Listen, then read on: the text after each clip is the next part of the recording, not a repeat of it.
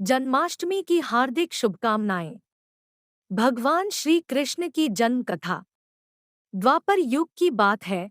मथुरा में उग्रसेन नाम का प्रतापी राजा हुआ करता था, लेकिन उनका स्वभाव सीधा साधा था, जिस कारण से उनके पुत्र कंस द्वारा उनका राजा हड़प लिया गया तथा वह खुद राजा बन बैठा। कंस की एक बहन भी थी जिसका नाम देवकी था। कंस देवकी से बहुत प्रेम करता था।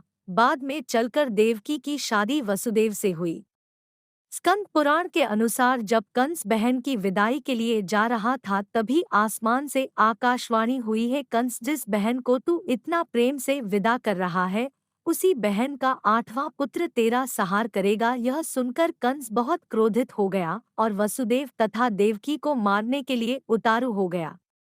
जैसे ही वह उन दोनों को मारने के लिए आगे बढ़ा तो वसुदेव ने कंस कहा कि आप देवकी को कोई नुकसान ना पहुंचाएं। वह स्वयं ही देवकी की 8वीं संतान को कंस को सौंप देंगे। फिर कंस ने देवकी तथा वसुदेव को मारने की बजाय कारागार में बंदी बना दिया। फिर कंस ने देवकी के 7 पुत्रों को एक एक करके मार दिया। लेकिन जब देवकी की 8वीं संतान का जन्म होने वाला था, तब आसमान में बिजली कड़क रही थी। मध्य रात्रि 12 बजे जेल के सभी ताले खुद ही टूट गए और वहां पहरेदारी करने वाले सभी पहरेदार गहरी निंद्रा में सो गए। कहा जाता है कि उस समय भगवान विष्णु प्रकट हुए और उन्हें वासुदेव देवकी को बताया कि वह देवकी के कोख से जन्म लेंगे।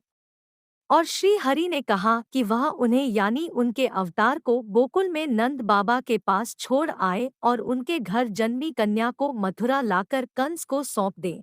वासुदेव ने वैसा ही किया। जैसे ही भगवान श्री कृष्ण जी ने भाद्रपद माह की कृष्ण पक्ष की अष्टमी तिथि को जन्म लिया, वैसे ही कारागार के सभी ताले खुल गए हैं और वहां मौजूद सभी पहरेदार सो गए और वासुदेव जी ने नन्हे कान्हा को टोकरी में रखे हुए तेज बारिश होने के बावजूद भी गोकुल की ओर निकल पड़े। उस वक्त अधिक वर्षा के कारण यमुना का जलस्तर भी बहुत अधिक था। जैसे ही वसुदेव नंद बाबा के घर पहुंचे, उन्होंने कन्हैया को वहां रख दिया और उनके घर जन्मी कन्या को अपने साथ ले आए।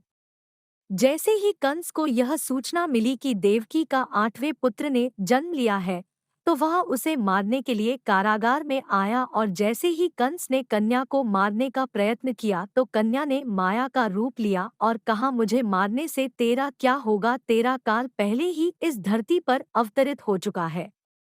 उसके बाद कंस ने कृष्ण को मारने के लिए कई राक्षस भेजे, लेकिन वह कृष्ण का बाल भी बांका ना कर पाया। और यही कथा जन्माष्टमी के दिन सुनी एवं सुनाई जाती है। इस कथा को सुनने से कष्ट एवं दुख दूर हो जाते हैं और शांति संपदा की प्राप्ति होती है। Thanks for watching.